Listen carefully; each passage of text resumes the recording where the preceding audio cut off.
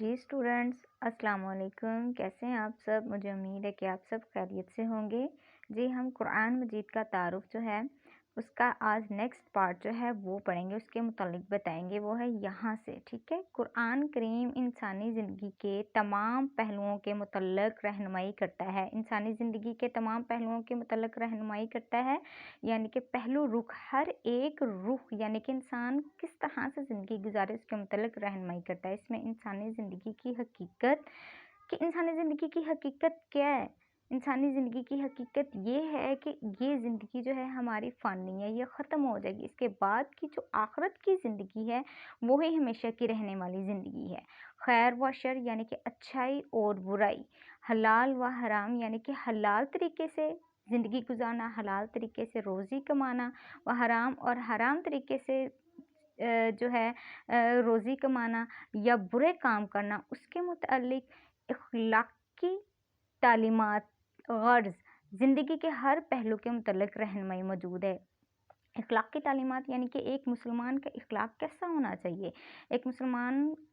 اپنے اخلاق سے پہچانا جاتا ہے، اپنے اعمال سے، اپنے جو ہے اس کا کام ہوتا ہے، جو اس کا رہن سہن ہوتا ہے، اس سے پہچانا جاتا ہے، اپنے بولنے کے انداز سے پہچانا جاتا ہے کہ ایک مسلمان کو اخلاقی تعلیمات کے متعلق جو رہنمائی دی ہے وہ بھی قرآن مجید سے ہی ملتی ہے۔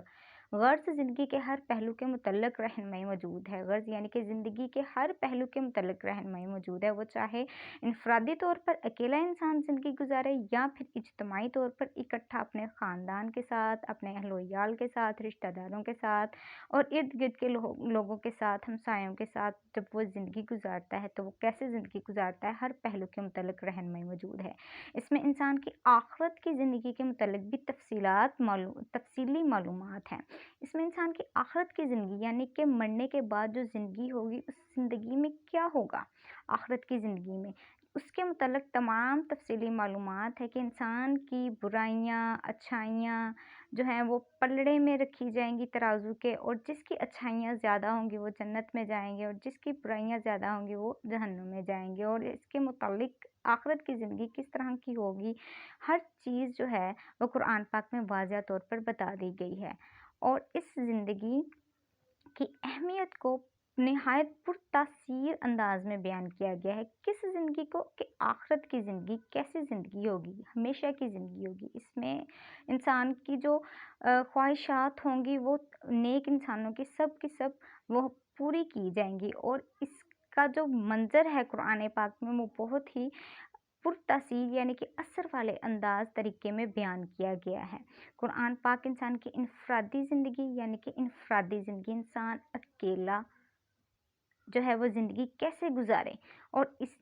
یا پھر اجتماعی زندگی کہ وہ اکٹھا جو ہے رہ کر اپنے خاندان کے ساتھ، اپنے اہل و عیال کے ساتھ، اپنے رشتہ داروں کے ساتھ، ہمسایوں کے ساتھ، ایک ملک میں یا ملک سے باہر کے لوگوں کے ساتھ ٹھیک ہے زندگی گزارا، تو اس کے متعلق بھی ہر طرح سے، ہر لحاظ سے جو ہے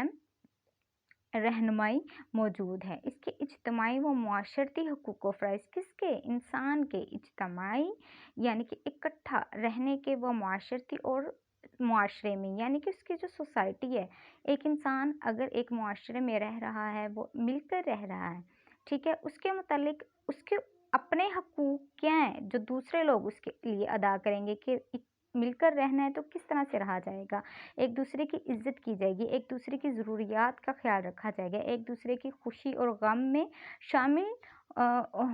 ہوا جائے گا ٹھیک ہے۔ اور فرائض کہ اب جس طرح سے ہمارے ایک شخص نے دوسرے انسان کے جو ہیں حقوق کو پورا کیا ہے، بالکل اسی طرح اس شخص کا بھی فرض ہے کہ جس طرح کا دوسرے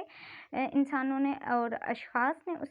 اس کی مدد کی ہے، بالکل ویسے ہی وہ بھی ان کے فرائض کو ادا کرے۔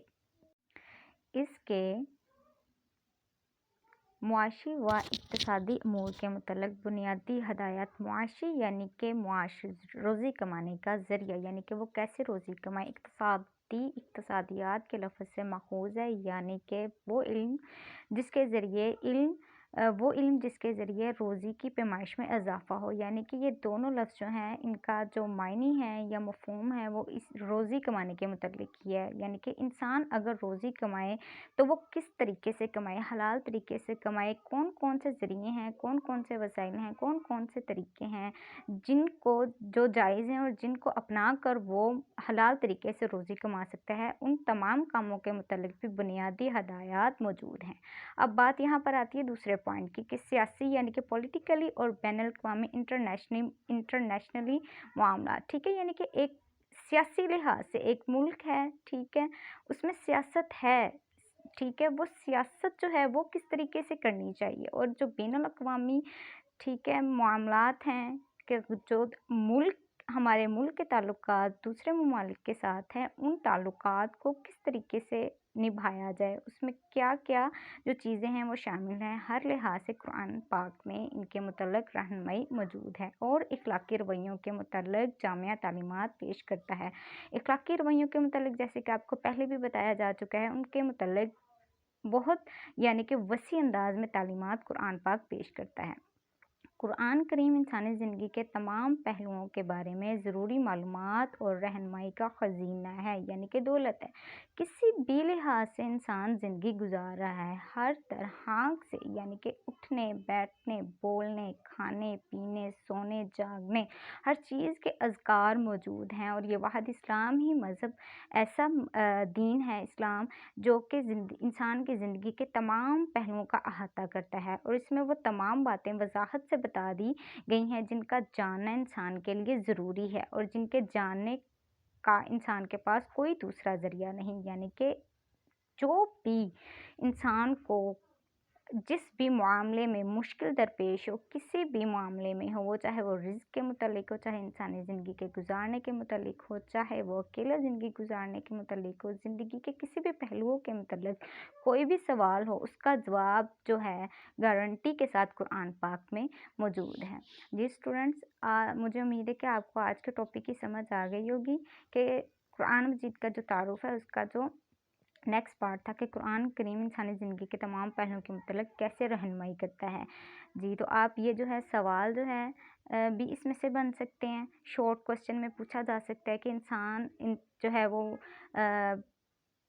اخلاقی رویہ ایک انسان کا کیسا ہونا چاہیے۔ اس کے علاوہ کوئی بھی اس میں سے شارٹ کوسچن بھی آپ سے پوچھے جا سکتے ہیں، آپ سے کثیر الانتخابی سوالات کے ذریعے بھی ان میں پوچھا جا سکتا ہے، اور لانگ کوسچن کے طور پر بھی اس میں سے آپ سے پوچھا جا سکتا ہے، جو آپ یہ آج کا ٹاپک جو ہے یہ اچھے طریقے سے یاد کریں گے۔ اوکے اسٹوڈنٹس، اپنا بہت سارا خیال رکھیے گا۔ اللہ حافظ۔